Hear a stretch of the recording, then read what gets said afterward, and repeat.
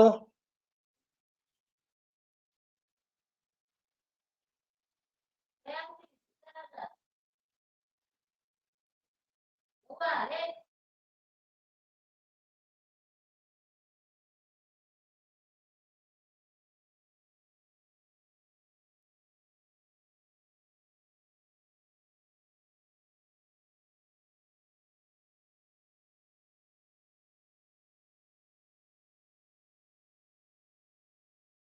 देखो हम देखते हैं एक बार, ठीक है। चंचल सुनना बेटा,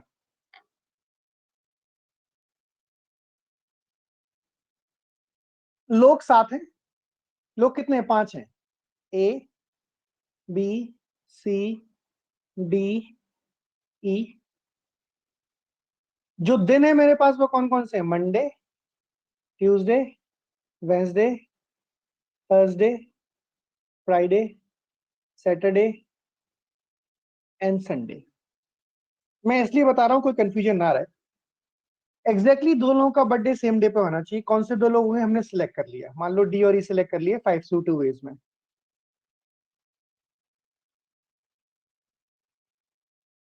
यस और नो? दिन कौन सा होगा? एक दिन सिलेक्ट कर लिया, मान लेते हैं संडे। कितने वेज में? बोलो भाई कितने वेज में? 7C1 veg.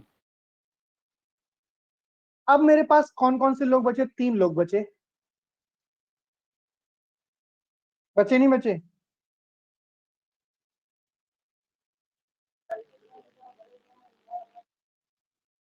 बोलो भाई। ठीक है, इन 3 लोगों के लिए ऑप्शन कितने हैं मेरे पास?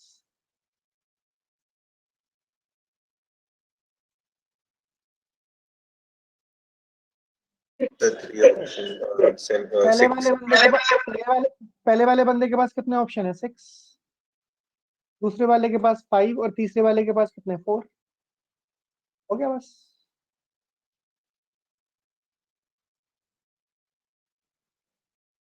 Divide by 7 is to power 7, sorry divide by 7 is to power 5।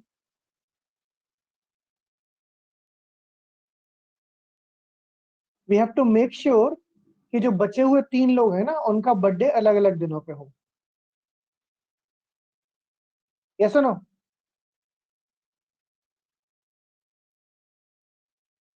इसी को आप लिखने का एक और तरीका है, 6 में से 3 दिन सिलेक्ट कर लो, उन पे 3 लोगों को अरेंज करने के रास्ते 3 फैक्टोरियल। ये भी लिख सकते हैं आप, इसको मैंने ऐसे लिख दिया 6 into 5 into 4, एक ही बात है।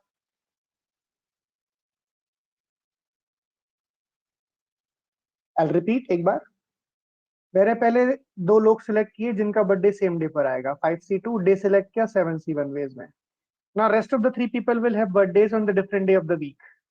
So there are 6 options to select from, and there are 3 people, so I have to select 3 days out of 6 days, and they can be arranged on those 3 days in 3 factorial ways. Or the first person has 6 options, second has 5, third has 4 options. Either which way you can solve it. समझे भाई?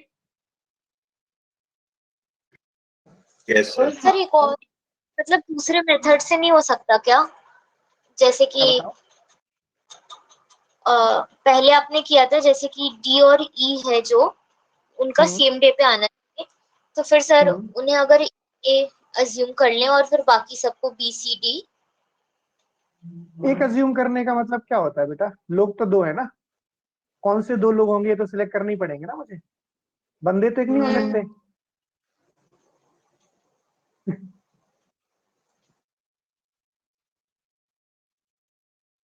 बताओ। Okay sir. चलो एक बार करके देखते हैं, जैसे तुम बोल रहे हो वैसे मुझे चांसेस कम लग रहे हैं सही आने के, पर थॉट प्रोसेस बढ़िया है, लगा के देख लेते हैं। मेरे पास 5 लोग हैं, उनमें से एक का ग्रुप आना है, दिन 7 है, तो 4 दिन चाहिए मुझे 7 में से, ये बोलना चाह रहे हो ना तुम? Yes sir, yes. ठीक है, फिर सर बोलो। एक को सिलेक्ट करेंगे जो कि यस सर, ऐसे। एक पेयर बना, मेरे पास 5 में से एक पेयर में एक का ग्रुप बना लिया हमने जो साथ में रहेगा, एक ही चेयर पे बैठेंगे। ठीक है, यस सर। कौन से दो साथ में बैठेंगे बेटा, वो तो सिलेक्ट करना ही पड़ेगा। सही है कि नहीं है? सात में से चार लोग, इन चार लोगों को इन जगहों पे सिलेक्ट करने के मतलब कितने होंगे, 4 फैक्टर। आई गेस इससे भी वही आंसर आएगा। चेक करके देखो एक बार। 5C2 7C4 का मतलब क्या होता है, 7 into 6 into 5 into 4 divide by 1 into 2 into 3 into 4, या 7C3 लिखना है तो 765 डिवाइड बाई 1 2 3 4 4 का कोई मतलब नहीं है, divide by 4 factor, multiply by 4 factor, 4 into 3 into 2 into 1, ये खत्म हो गया। तो आंसर वही आ रहा है, सही है बिल्कुल, इससे भी वही आंसर आएगा। So the way I did it was 7C1. हाँ कि हमें कोमल, एक इंसान एक बेटा सॉरी एक सेकंड, कोई बात नहीं, don't be sorry. Anjali, is that okay? समझ में आ गया ना आप क्या कह रहे थे, ऐसे ही बोल रहे थे क्या Komal? Yes sir, yes sir. कर सकते हैं, कोई दिक्कत नहीं। और बताओ, हाँ अंजलि बोलो आप। हाँ जी, मैं कह रही थी 7C1 क्योंकि हाँ हमें 7 डेज में से एक डे सिलेक्ट करना है, इंटू हाँ 6C3 क्योंकि हमें फिर 6 डेज में से 3 डेज सिलेक्ट करना है, हाँ। इंटू 7 फैक्टोरियल इंटू 2 फैक्टोरियल, उन सबको अरेंज करने के लिए। नहीं, divided by 2 factorial. 7 factorial divide by 2 factorial क्यों? क्योंकि दो लोगों का डे सेम है ना।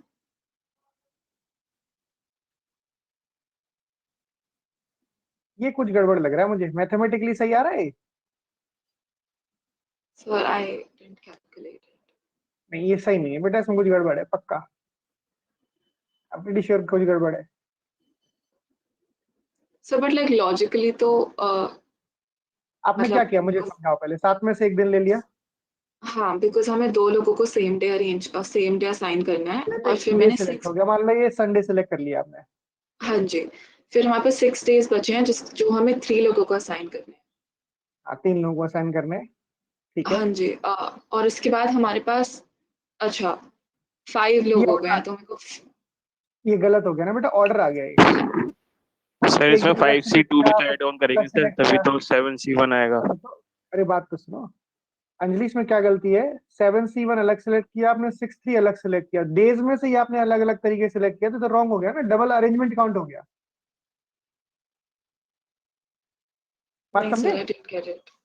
मैं समझाता हूँ। 4 में से 2 लोग सिलेक्ट करने हैं, तो आप बोल रहे हो मैं तो ऐसे करूंगी 4C1 इंटू 3C1, गलत हो गया नहीं? हाँ जी। गलत हो गया, 12 रास्ते आ गए, जबकि आपको क्या करना था, 4C2 करना था नहीं करना था? हम्म, तो आपको अगर करना है तो आप ऐसे कर सकते हो, 7 में से 4 दिन सिलेक्ट करो, ठीक है। हम्म, उन 4 में से किसी एक दिन 2 लोगों का बर्थडे आएगा, 4 ही दिन तो यूज होने हैं, 5 लोग हैं, एक पेयर का अगर बर्थडे सेम आना चाहिए, तो 7 में से 4 दिन ही मान लो, मंडे ट्यूसडे वेडनेसडे थर्सडे ले लिया, उन 4 में से एक दिन सर जिस पर पर 2 लोगों का बर्थडे। हमने जब डाइस वाला किया था उसमें भी हमने ऐसे किया था कि 6 डाइसेस में से एक 6 नंबर्स में से एक नंबर किसी 2 डाइसेस को लाइक 4 डाइसेस को अरेंज करना था ना, देना था ना, एक नंबर असाइन करना था। देखो मैंने उसमें जो किया था और इसमें वो किया था, मैं एक ही में बोल रहा हूँ, अलग जो उसमें किया था उसमें किया था वो ये रहा, जो मैंने उसमें किया था एग्जैक्टली यही किया था उसमें भी, है आपने ना उसमें उसमें। 61 इंटू 5 से हाँ बोलो बोलो बोलो। आपने उसमें 61 इंटू 5 से 2 इंटू 6 फैक्टोरियल बाय 4 फैक्टोरियल भी करा था स्लैश डाल अरे के। हाँ मैं समझ रहा हूँ, आप मेरी बात नहीं समझ, उसमें हमने नंबर सिलेक्ट करके नंबर को अरेंज किया था, नंबर रिपीट हो रहा था 4 बार। हाँ जी। ठीक है, यहाँ पर मैं क्या करना चाह रहा हूँ, मेरे पास डेज है, कितने डेज हैं, डेज ज्यादा है, उसमें से डेज कितने सेलेक्ट करने हैं, 4 सेलेक्ट करने हैं, करने नहीं करने? हम्म, 4 ही तो लोग, आपको मेरे पास में 6 नंबर थे, 6 में से मुझे 3 वेराइटी के नंबर चाहिए थे नहीं चाहिए हाँ थे? जी। तो आई डिड 63 सबसे पहले। 61। नहीं, सबसे पहले मैंने 63 लिखा था, देखो आप लेफ्ट हैंड साइड वाला सोल्यूशन। हाँ बट राइट हैंड साइड में 61 इंटू 5 से 2 इंटू 6 फैक्टोरियल बाय 4 फैक्टोरियल। ठीक, एक बार इससे बता दूं पहले।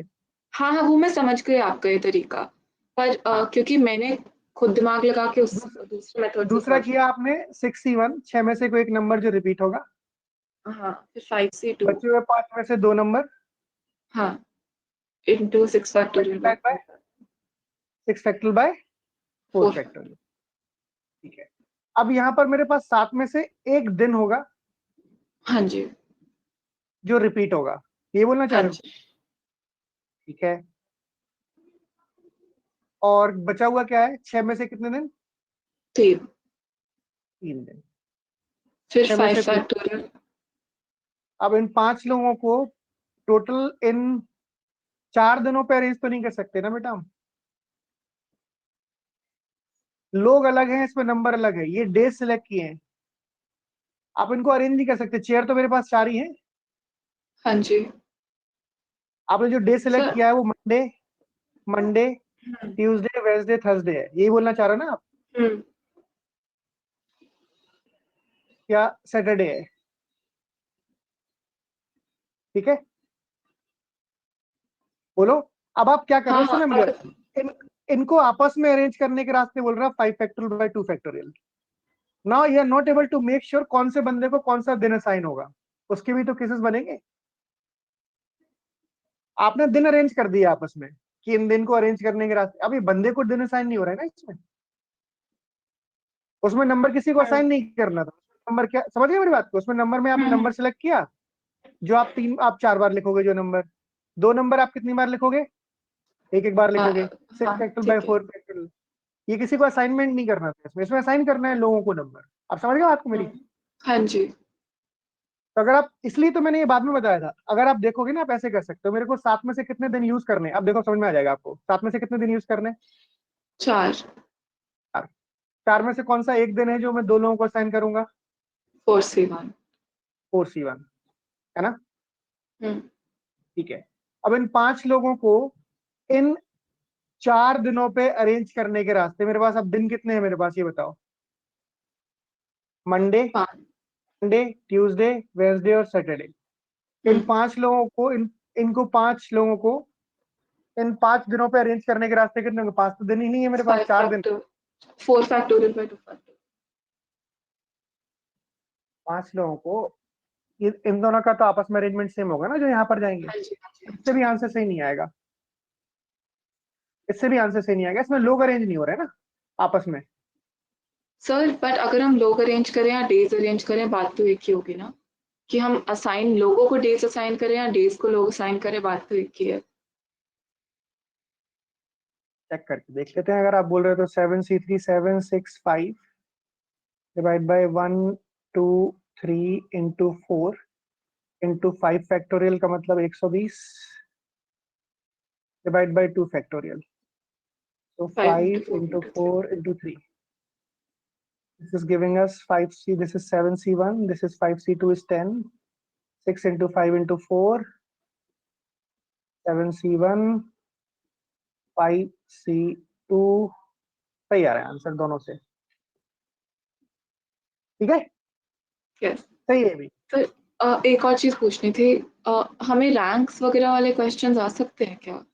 कभी नहीं आते बेटा पेपर वैकेंसी में, में। और आते भी हैं तो बहुत सिंपल होता है, आपको अल्फाबेटिकल ऑर्डर में अरेंज करके रैंक निकालनी ठीक होती है बस, है ना? जैसे है। मैंने बोला अगेन में, इससे जो भी वर्ड्स बनेंगे उनकी रैंक क्या होगी? सर तो सबसे वो पहले it's not that double, difficult to understand, but मुझे सिर्फ इसलिए पूछना था क्योंकि हमने जितने भी मॉक्स दिए आज तक, या जितने भी सेक्शनल्स तो खैर टॉपिक स्पेसिफिक हो गया, बट हमें मेरे को कभी भी प्रोबेबिलिटी का क्वेश्चन मैंने बेरली कहीं देखा है, या पीएनसी का भी। you don't get probability questions in CAT. You probably will get a question in ZET or maybe IFT or in some other exam. Okay okay, ठीक है। You never know कि आएगा कि नहीं आएगा, बट ये कभी नहीं कह सकते हम कि हमारा कभी भी नहीं आएगा क्वेश्चन। पहले आता था, इट कैन ऑलवेज अपीयर और रीअपीयर। ठीक है। चलो भाई आगे बढ़े। अब आते हैं कोर प्रोबेबिलिटी के क्वेश्चंस पर। प्रोबेबिलिटी के जो क्वेश्चंस हैं उसमें बेसिकली एक बाइनोमियल एक्सपेंशन पे हम पर सबसे पहले आते हैं।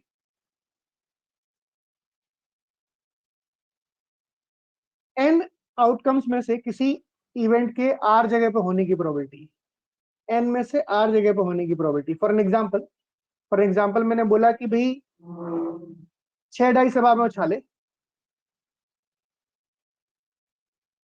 ठीक है, 6 डाइस हवा में उछाले, क्या प्रोबेबिलिटी है कि एग्जैक्टली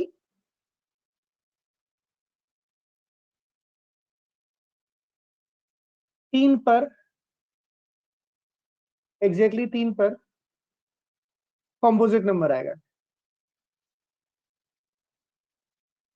एग्जैक्टली 3 पर कॉम्पोजिट नंबर आएगा, ठीक है। 6 डाइस हवा में उछाले, क्या प्रोबेबिलिटी कि एग्जैक्टली 3 पर कॉम्पोजिट नंबर आएगा। तो पहली बात तो यह कि कॉम्पोजिट नंबर निकालने का प्रोबेबिलिटी क्या है ये बताओ। डाइस में कौन कौन से कॉम्पोजिट नंबर होते हैं? 1 नहीं होता, 2 नहीं होता, 3 नहीं होता, 4 होता है और 6 होता है। तो 2 कॉम्पोजिट नंबर होते हैं डाइस पर, और उनके अपीयर होने की probability, there are 2 numbers and there are total how many possibility? 6। So 1/3 cases में डाइस पर जो नंबर आएगा वो कॉम्पोजिट होगा। जो कॉम्पोजिट नहीं होगा, कॉम्पोजिट नहीं होने की प्रोबेबिलिटी, शशि रंजन समझ में आ रहा है बेटा? हमको प्रोबेबिलिटी पढ़ा हुआ है सर, हमको अच्छी तरह आता है, चलो बहुत समझ बढ़िया। रहा हूँ। 1 - 1/3 कॉम्पोजिट नंबर नहीं आने की प्रोबेबिलिटी कितनी हो जाएगी? 2/3। ठीक है भाई, ठीक है। नाउ सर ये नॉन कॉम्पोजिट, कॉम्पोजिट है ना? हाँ हाँ, कॉम्पोजिट बार लगा दिया मैंने, नॉन लिख देता हूँ ये लो, नॉन कॉम्पोजिट। तो अब क्वेश्चन में होता क्या है, मैंने बोला कि n केसेस में से r केसेस पर इवेंट होने की प्रोबेबिलिटी होती है NCR p raise to the power r and q raise to the power r, जहां पर p प्लस q क्या होना चाहिए? 1। p प्लस q क्या होना चाहिए? 1। ठीक है, मैं इसको कैसे अप्लाई करता हूं? यहाँ पर कितने डाइस उछाले हवा में? बोलो भाई। 6 डाइस हवा में उछाले, एग्जैक्टली 3 छोड़ो, आप एग्जैक्टली 2 करना, इसको थोड़ा सा डिस्टिंग्विश करने में आसानी होगी। तो 6 में से 2 डाइस पर चाहिए मुझे क्या? कॉम्पोजिट नंबर, ठीक है। कॉम्पोजिट नंबर आने की प्रोबेबिलिटी कितने के बराबर है? 1/3 के power r। r is representing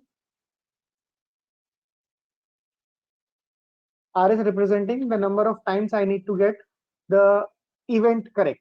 मतलब 2 बार कॉम्पोजिट आने की प्रोबेबिलिटी कितनी है? पावर 2। और कॉम्पोजिट नहीं नंबर आने की प्रोबेबिलिटी क्या है? 2/3। आई एम श्योर हम में से ज्यादातर लोगों को याद होगा।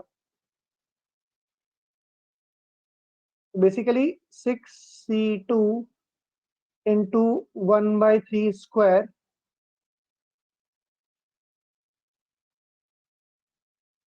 into 2/3 raised to the power 4, ये होता है बाइनोमियल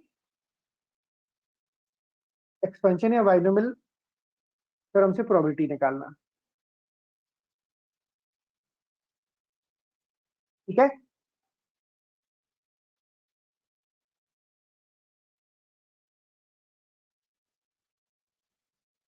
इसमें पी को हम फेवरेबल केस लेंगे और क्यू को अनफेवरेबल लेंगे सर। ऑब्वियसली, बिल्कुल। पीएस होने की प्रोबेबिलिटी, क्यू नहीं होने की probability,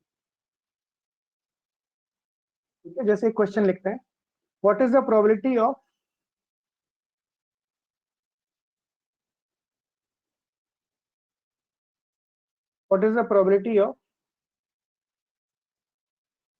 getting a sum 9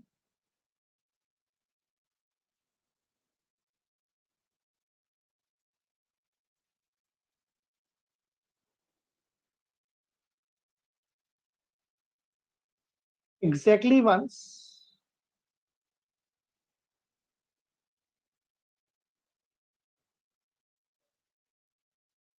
in 3 throws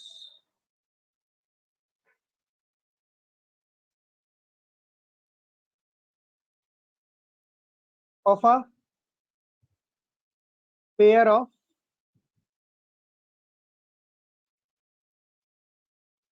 standard dice। ये क्वेश्चन है, आंसर निकालो।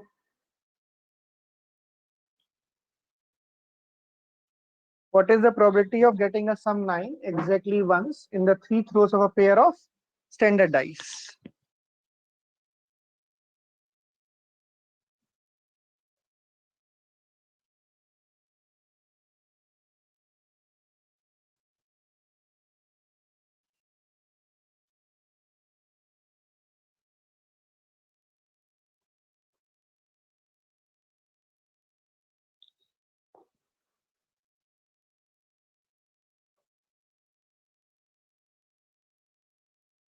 कितने डाइस हवा में उछाल लें?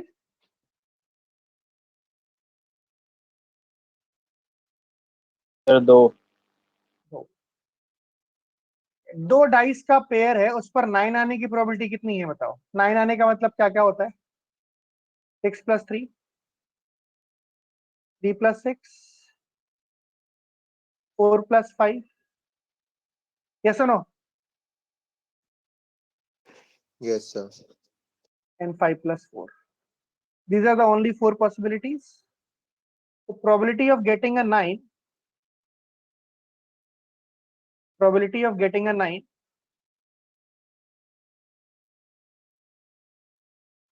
is 4/36, which is 1/9.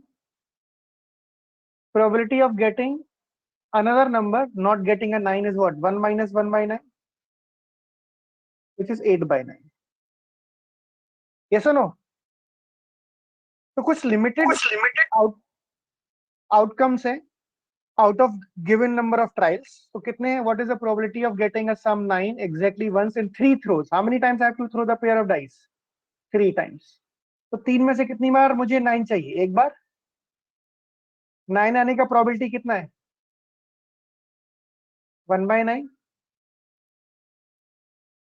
और 9 नहीं आने का probability कितना है? 8/9.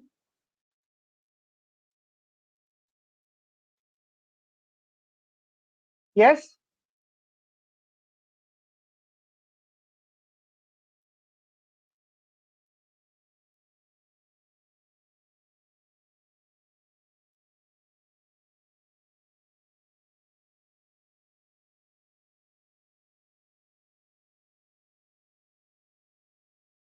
सर हाँ जी. सर ये एग्जैक्टली 1 in 3 थ्रोन्स का क्या मतलब हुआ sir?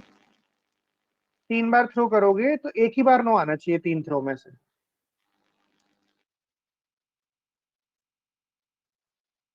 Exactly once in 3 throws, मतलब 3 बार आपने 3 पेयर ऑफ डाइस थ्रो किया. 3 बार पेयर ऑफ डाइस थ्रो करोगे तो 3 सम आने की पॉसिबिलिटी है. उसमें से एक बार मुझे क्या चाहिए? 9 चाहिए. एक बार क्या चाहिए? Okay sir.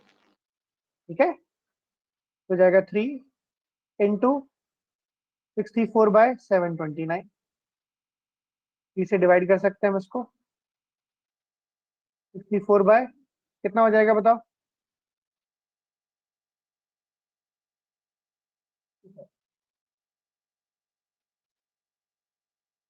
Sir, is this only favorable cases or is this like the probability total? Probability. That is how we calculate probability of the event.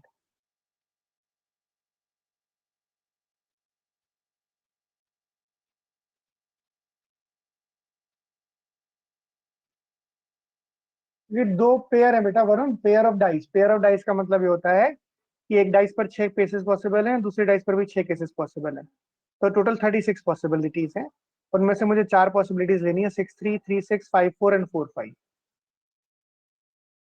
That is 1/9 is the probability of getting a sum 9 in a pair of dice.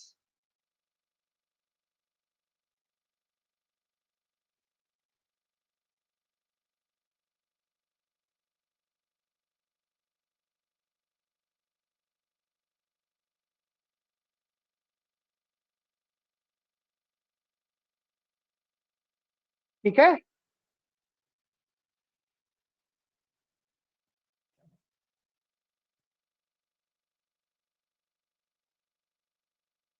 आगे बढ़े भाई.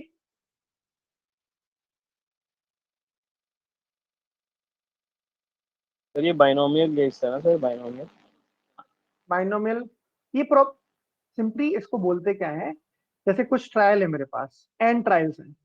n trials में से r trials पर किसी particular event के होने की प्रोबेबिलिटी बतानी है. n ट्रायल्स में से r ट्रायल्स पर किसी भी इवेंट के होने की प्रोबेबिलिटी बतानी है.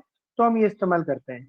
p होने की प्रोबेबिलिटी है एक बार किसी इवेंट के, और q नहीं होने की प्रोबेबिलिटी है उसी इवेंट के.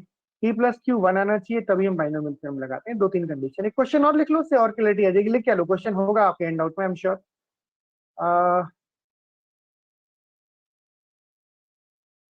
Just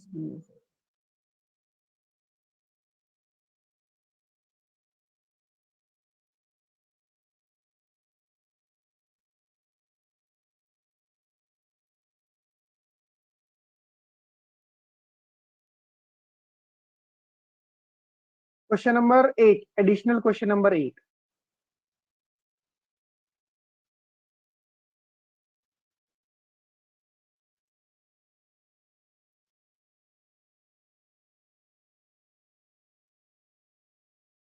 ये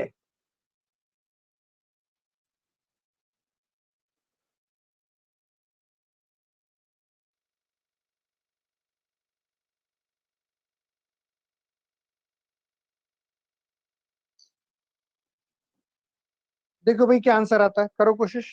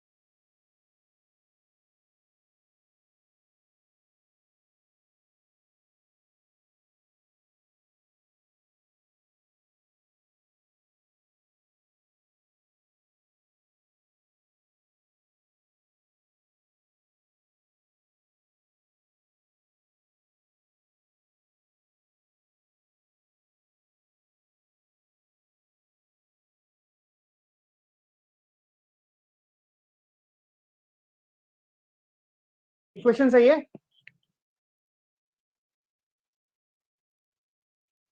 गौरव, बिल्कुल सही है, वेरी गुड।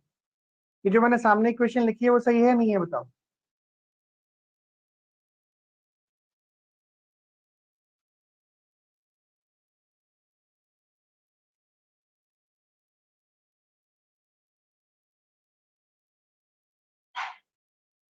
हंड्रेड कॉइन्स में से 50 कॉइन्स पर जो आने की प्रोबेबिलिटी है हेड, वही 100 कॉइन में से 51 कॉइन्स पर हेड आने की प्रोबेबिलिटी है। 100 से 50 हेड आने की प्रोबेबिलिटी कितनी है, p, so p raise to power 50। Head नहीं आने की प्रोबेबिलिटी 1 माइनस पी का पावर 50। 51 कॉइन्स के लिए भी वही प्रोबेबिलिटी है, सो 100 से 51 p raised to the power 51 1 minus p raised to the power 49 because there are total 100 coins। इसको सॉल्व करना है, will get the answer, yes और नो।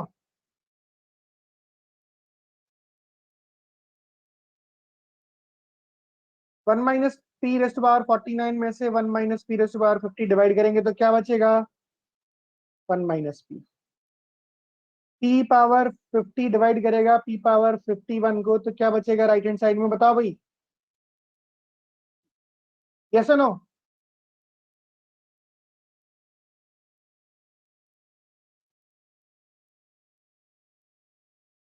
बोलो भाई, हाँ या ना? Yes, sir. एक काम करते हैं, हम इसको सीधा लिख ही लेते हैं, फिर जब बात चली गई यहाँ तक पहुंची गई है तो p power 51 divide by p upon, ये इधर लेकर आएंगे तो 1 minus p is equal to 100C50 divide by 100C51।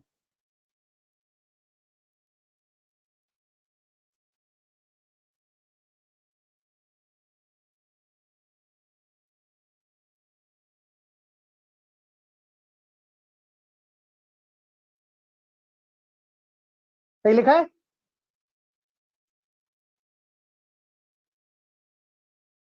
ये सिर्फ 1 माइनस पी बचेगा, यहाँ पर क्या बचेगा, सिर्फ पी बचेगा। P upon 1 minus p is equal to 100C50 divide by 100C51। जवाब दो भाई, हाँ या ना? Yes, sir. ठीक है, तो this is 100 factorial divide by 50 factorial into 50 factorial. इसको लिखेंगे 100 फैक्टोरियल डिवाइड बाय 51 फैक्टोरियल, ऊपर चला जाएगा इंटू 49 फैक्टोरियल। तो 100 फैक्टोरियल खत्म, 51 फैक्टोरियल में से 50 फैक्टोरियल हटा देंगे तो कितना बचेगा यहाँ पर, 51, और 49 फैक्टोरियल में से 50 फैक्टोरियल को डिवाइड कर देंगे तो क्या बचेगा, 50। तो my equation is 1 upon p upon 1 minus p which is 51 by 50।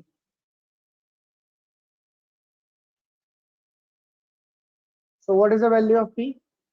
Solve कर लोगे इसको?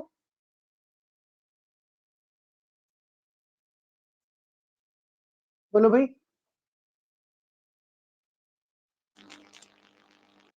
50, 51, 101, 51 बाय 101।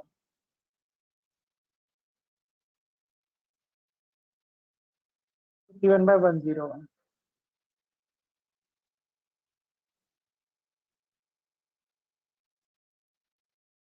बेटा 51 बाय 50 तो आ ही नहीं सकता अंजलि। एक से अच्छा, आप इसलिए बोल रहे थे क्या? 51 बाय 101।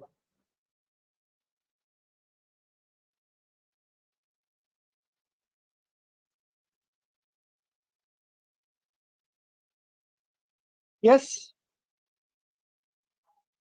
कोई डाउट है इसमें किसी को?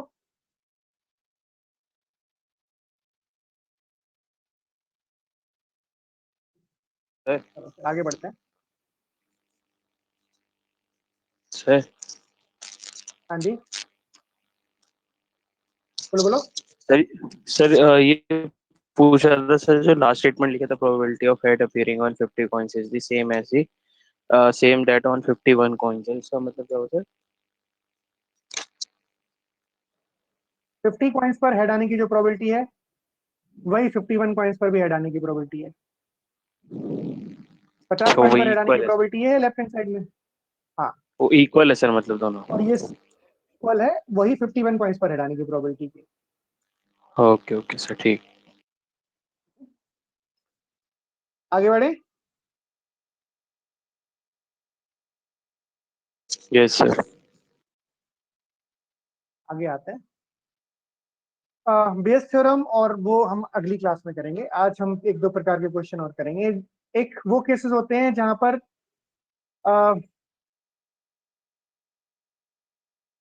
क्वेश्चन से ही समझाता हूँ।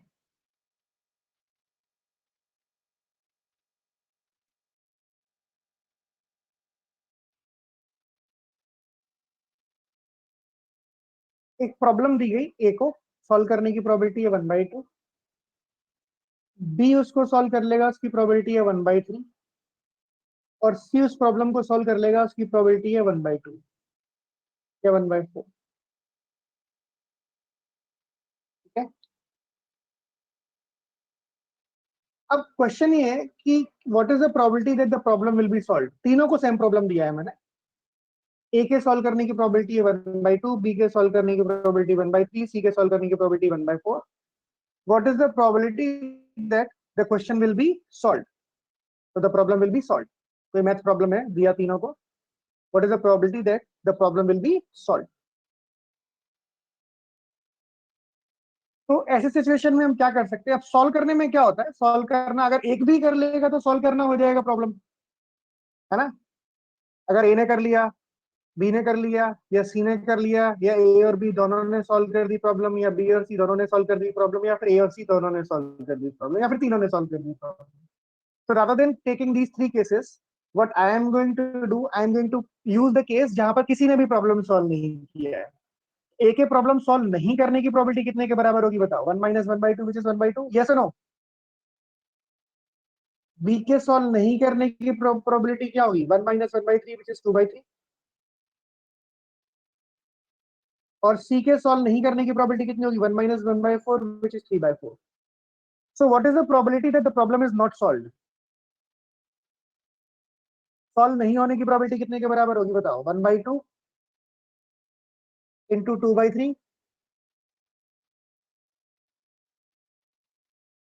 into 3/4। इनको मल्टीप्लाई क्यों किया बताओगे?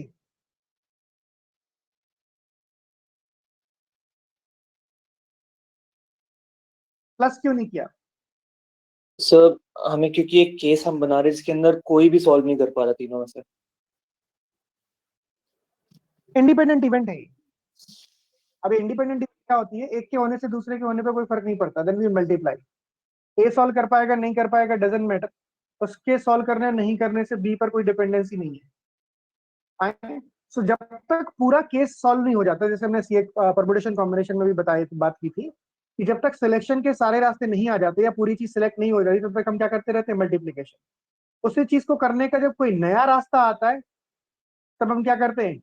एडिशन। तो यहाँ पर जब तक तीनों के सॉल्व नहीं होने की प्रोबेबिलिटी खत्म नहीं हो जाएगी तब तक हम क्या करते रहेंगे? मल्टीप्लीकेशन। फाइन।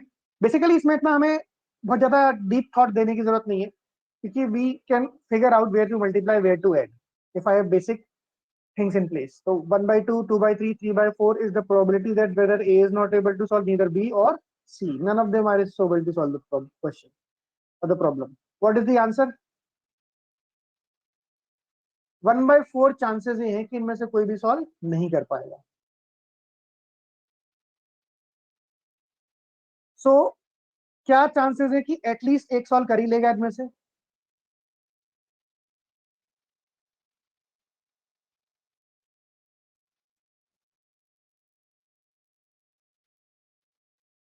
बताओ भाई। 1 - 1/4, 1 - 1/4, this is the probability where at least one of them will be able to solve the question. Answer is तो ऐसी सिचुएशन में जब हमारे पास होने के कई सारे केसेस होते हैं और नहीं होने का एक ही केस होता है, तो हम क्या करते हैं? टोटल प्रोबेबिलिटी विच इज 1 में से नहीं होने की प्रोबेबिलिटी माइनस कर देते हैं। 1 minus probability of not happening the event is the general way out in such questions. Yes और नो?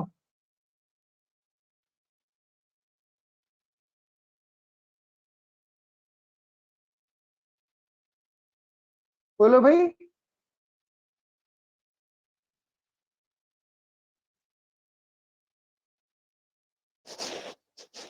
Yes, sir.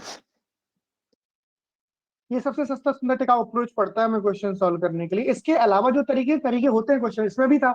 ए सॉल्व कर लेगा, बी कर लेगा, सी कर लेगा, ए बी कर लेंगे, ए सी कर लेंगे, बी सी कर लेंगे और तीनों कर लेंगे।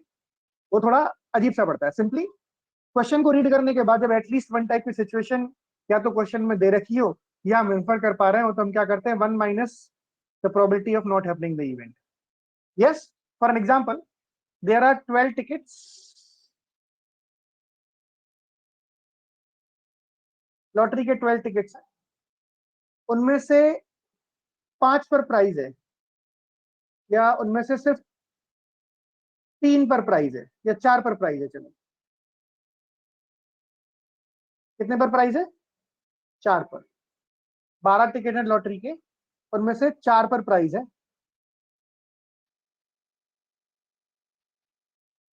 गोपाल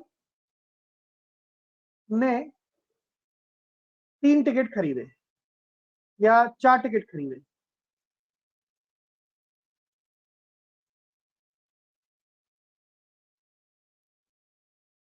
गोपाल ने कितने टिकट खरीदे?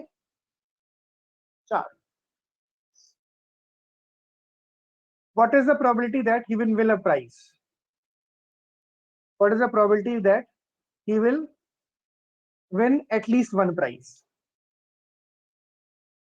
What is the probability that he will win at least one prize?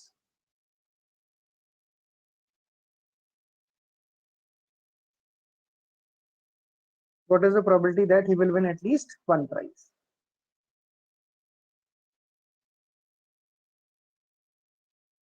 तो क्या करेंगे हम? 1 माइनस 2 नो प्राइस का प्रोबेबिलिटी, 1 माइनस नो प्राइस का मतलब क्या होता है? टोटल केसेस कितने हैं टिकट खरीदने के बताओ। 12 में से 4 टिकट गोपाल ने खरीदे हैं, तो 12 में से 4 टिकट खरीदने के रास्ते कितने होते हैं? 12C4। इन 12 में से टोटल गोपाल ने 4 टिकट खरीदे हैं, तो प्रोबेबिलिटी क्या है? 4 टिकट खरीदने के रास्ते कितने होते हैं बताओ भाई? 12C4।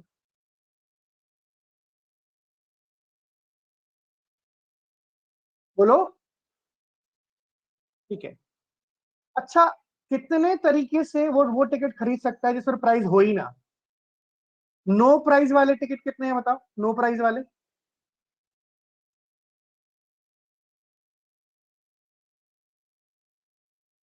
सर 8। तो अगर इन 8 में से ही वो 4 टिकट खरीद लेगा तो उसको कोई भी प्राइस नहीं मिलेगा।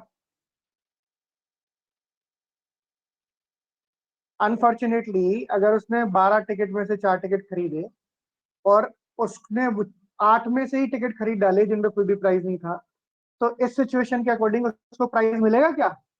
एक भी प्राइस नहीं मिलेगा। यस और नो? 12C8 नहीं बेटा, 8C4। 12C8 8 टिकट थोड़ी खरीदे उसने। इन 8 में से 4 टिकट ले लिए उसने गलती से जिन पर प्राइस नहीं था। अब ये हो गया वो केस जिसमें उसको प्राइस मिलेगा नहीं। कौन कौन से? 12 में से 8 पर प्राइस नहीं था और 4 पर प्राइस था।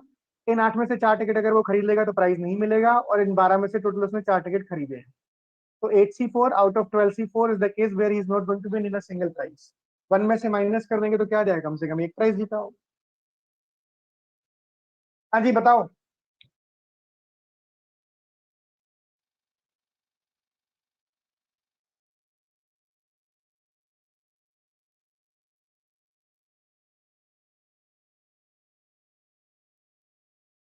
Yes yes sir.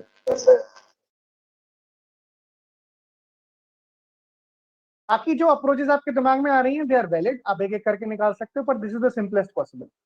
आपको फोकस ये करना है कि वो टिकट ले ले जिसमें प्राइस है ही नहीं। 8 में से 4 टिकट मिल जाए उसको जो कि प्राइस वाली नहीं है। ये पॉसिबिलिटी है उसके पास बिना प्राइस की टिकट आने की, और टोटल तरीके से टिकट खरीद सकता है वो 12C8 होगा। इनमें से माइनस करेंगे। एक क्वेश्चन और देखते हैं।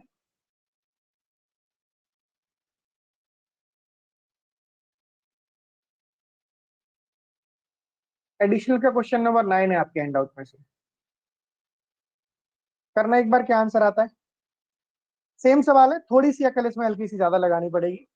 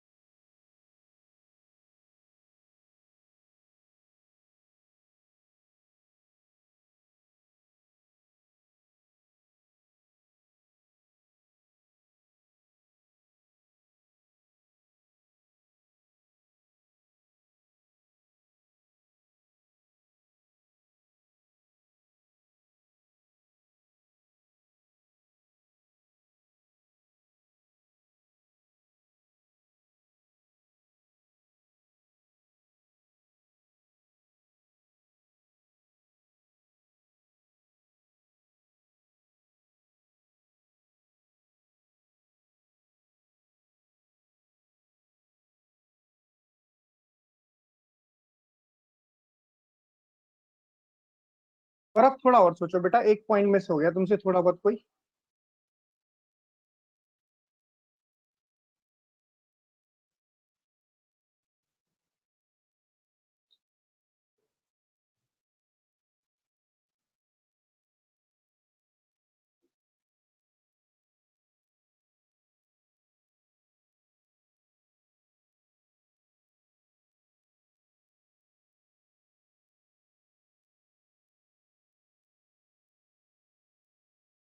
देखो, एक बॉम्ब टारगेट को हिट करेगा, डिस्ट्रॉय करने के लिए काफी है। तो टारगेट को हिट कर, मान लो इसको 1/2 है, चलो ठीक है। टारगेट डिस्ट्रॉय नहीं होगा, उसकी प्रोबेबिलिटी निकालते हैं। 1/2, 1/2, ये 1/2 कौन सा है? डिस्ट्रॉय नहीं होने वाला 1/2 है। जब 1/2 दोनों सेम ही आएंगे तो थोड़ा सा हम फोकस करेंगे क्या हो रहा है यहाँ पर। कितने बॉम्ब ड्रॉप करिए मैंने? एंड ड्रॉप की। यस और नो?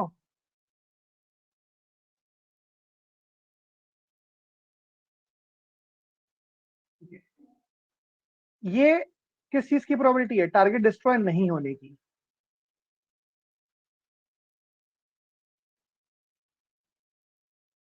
क्योंकि एक ही बम, अब इसमें हम अगर हम लिखेंगे ना कि 6 नहीं आएगा बेटा, 6 ज्यादा हो गया प्रज्ञा। अगर हम ये देखेंगे ना कि डिस्ट्रॉय होने की प्रोबेबिलिटी, तो फिर बहुत सारे केसेस बनेंगे। कैसे? पहले ने डिस्ट्रॉय नहीं किया, दूसरे ने किया, पहले दूसरे ने नहीं किया, तीसरे ने नहीं किया, पहले दूसरे तीसरे ने नहीं किया, चौथे ने किया, इस तरीके से। So rather than doing all this, what I'm going to do, I'll say neither of the bombs are going to destroy the target. Fine. So n bombs are dropped and neither of the bombs are going to destroy the target. इसको 1 में से minus कर देंगे तो किसकी probability आएगी ये बताओ, बोलो। डिस्ट्रॉय ना बिल्कुल सही है हो। दिव्यांश। स्वप्निल बिल्कुल सही है, दिव्यांश बिल्कुल सही है।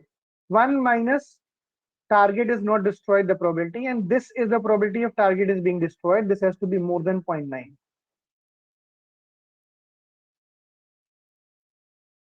अब बात समझ रहे हैं?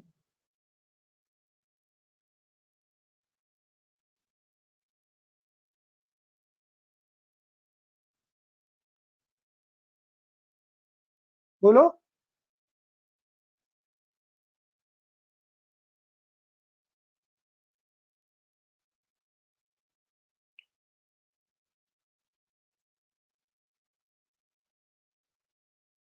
This is 1 minus 1/2 raised to the power n is greater than equal to 9/10. So 1/2 raised to the power n should be less than equal to 1/10. अब यहाँ पर n की वैल्यू डाल के चेक करनी पड़ेगी। फाइन। 1/2 का स्क्वायर कितना होता है? 1/4। 1/2 का पावर 3 is 1/8, 12.5%. 1/2 का power 4 is 1/16, which is 6.25%, which is less than 1/10. So n की वैल्यू क्या होनी चाहिए बताओ भाई, बोलो। n की वैल्यू क्या होनी चाहिए? Greater than equal to 4। हमसे लीस्ट नंबर पूछा है, तो लीस्ट नंबर में क्या आंसर आएगा? How many bombs this should, I mean should be drop to make sure that the target is bomb? बताओ भाई।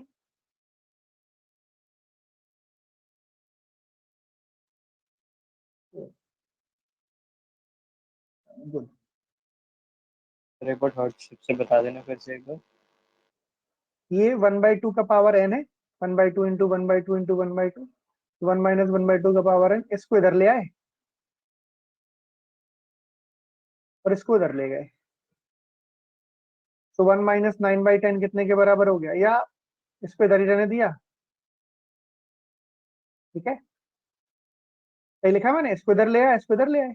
1/2 का पावर 9, 1/2 का power n is less than equal to 1/10। अब यहाँ पर 1/2 की वैल्यू 1 डालेंगे तो 1/2 रहेगा, 1/10 से बड़ा है। 2 डालेंगे तो 1/4, 1/10 से बड़ा है। 1/8 1/10 से बड़ा है। 1/16 जो है वो किससे छोटा होना चाहिए? 1/10 से, जो कि आ रहा है। तो n की वैल्यू कम से कम कितनी रखनी पड़ेगी? 4 या उससे ज्यादा। सही है? यस।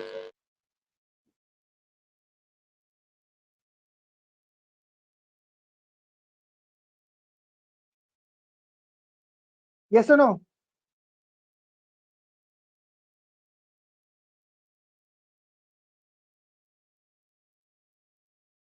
तो भाई हाँ या ना, ठीक है, कोई डाउट तो नहीं है?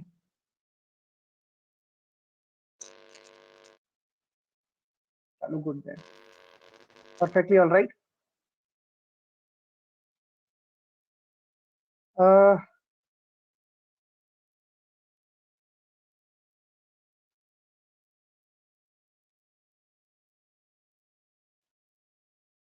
एक क्वेश्चन है, last question for the day.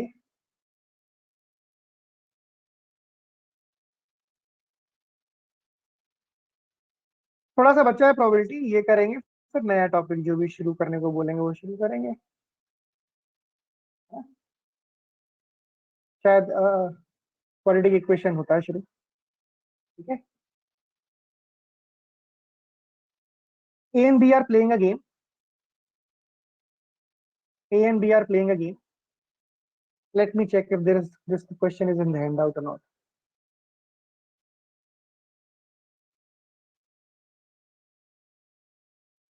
That is not in the handout.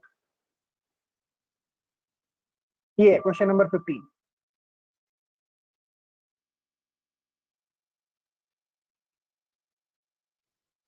Question number 15 additional का. A and B are playing a game of dice. Whoever rolls 6 first wins. A starts the game. What is the probability that A wins? यहीं तक बताना है. What is the probability that A wins? B की जरूरत नहीं है. What is the probability that A wins? Now, इस case में इंप्रेशन ऐसा आता है कि 1 माइनस अगर हम ऐसे कर दें कि A गेम नहीं जीतता है, 1 माइनस A गेम नहीं जीतता है, इसका मतलब कौन गेम जीतता है? B जीतता है। पर इसमें ऐसे चल नहीं पाएगा क्योंकि इन्फिनिट ट्रायल्स पॉसिबल है। फाइन, बस इसमें ये ध्यान रखना, इकलौता एक पॉइंट इसमें जो गौर करने लायक है वो है कि 1 माइनस करके नहीं हो पाएगा ये, क्योंकि इसमें इन्फिनिट ट्रायल्स पॉसिबल है। कैसे इन्फिनिट ट्रायल्स पॉसिबल है समझाता हूँ। ए ने गेम खेलना शुरू किया और ए को जीतना है, तो ए का ही 6 आ गया। 6 आने की प्रोबेबिलिटी कितनी है बताना भाई डाइस में? 1/6।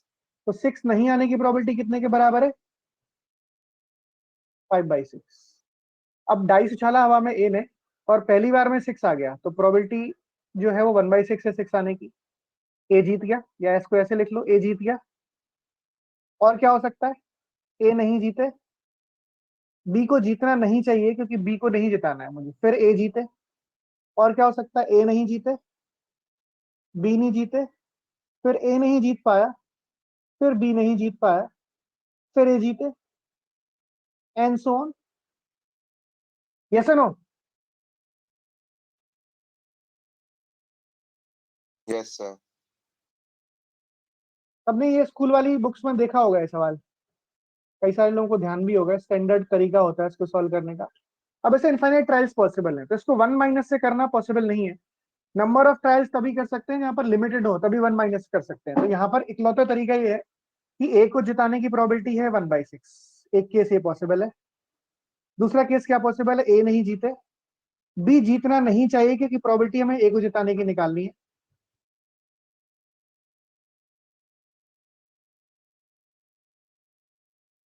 फिर ए के नहीं जीतने की प्रोबेबिलिटी 5/6, बी के नहीं जीतने की 5/6, सी के नहीं जीतने की 5/6, और ए के नहीं जीतने की, बी के नहीं जीतने की फिर से 5/6, फिर ए जीत जाए उसकी probability 1/6, and so on. Now if you look at this is simple, एक प्रोग्रेशन होता है टाइप का, सबने ज्यादातर लोगों को पता होगा।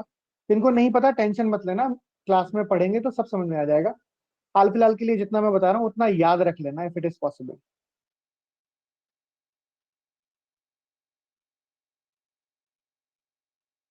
ये 5/6 का पावर कितना हो जाएगा? 4 into 1/6 and so on, infinite times तक जा सकता है। बहुत ही अनलकी है अगर दोनों, this can continue till infinite.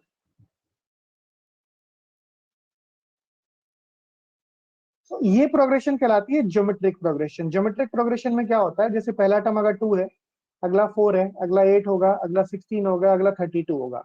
Next term is obtained by multiplying the previous term by a particular number every time. So this is twice, this is again twice, this is again twice, this is again twice, and so on and so forth. तो यहां से यहां पर अगर देखोगे तुम, तो किस नंबर से मल्टीप्लाई हो रहा है बताना भाई? 5/6। यहाँ से यहाँ पर फिर किससे मल्टीप्लाई हो रहा है 5/6, तभी 5/6 का पावर 4 हो गया and so on. Infinite GP है। इनफाइनाइट जीपी का समेशन का फॉर्मूला क्या होता है? A which is first term divide by 1 minus r. R क्या होता है? Common ratio. आर क्या होता है? Common ratio. कॉमन रेशियो मतलब जिससे हम मल्टीप्लाई करके नेक्स्ट टर्म लेकर आ रहे हैं। तो फर्स्ट टर्म कितना है इस प्रोग्रेशन का बताओ भाई? 1/6। कॉमन रेशियो 5/6, 5/6 से मल्टीप्लाई कर रहे हैं हर बार 5/6 स्क्वायर से इनफैक्ट 1 माइनस 5/6 का होल स्क्वायर। ये समेशन हो गया इसका। क्या आंसर हो जाएगा? 1/6 डिवाइड बाय 5/6 का होल स्क्वायर कितने के बराबर होता है? 1 माइनस 25/36, 11/6। बोलो भाई।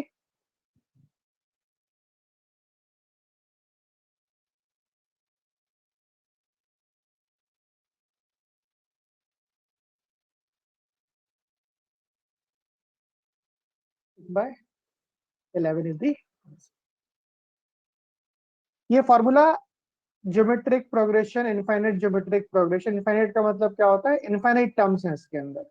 उसका समेशन का फॉर्मूला होता है। ए कहलाता है पहला टर्म और आर कहलाता है कॉमन रेशियो। बहुत सिंपल चीजें समझने के लिए। इनफाइनाइट जीपी से आसान प्रोग्रेशन नहीं होती आंसर निकालने के लिए।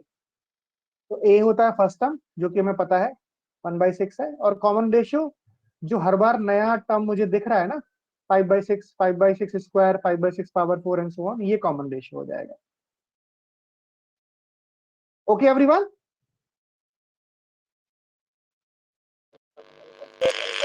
Yes, sir. ठीक है। इस पे आधा घंटा और करीब हम प्रोबेबिलिटी पे लगाएंगे नेक्स्ट क्लास में, उसके बाद खत्म। सर हाँ जी।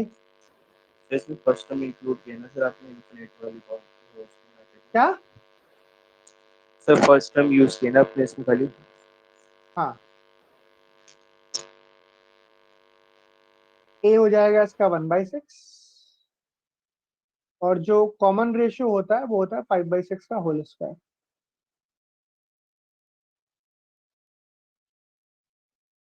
ठीक है भाई, चलो बाय बाय, मिलते हैं अगली क्लास में। Thank you.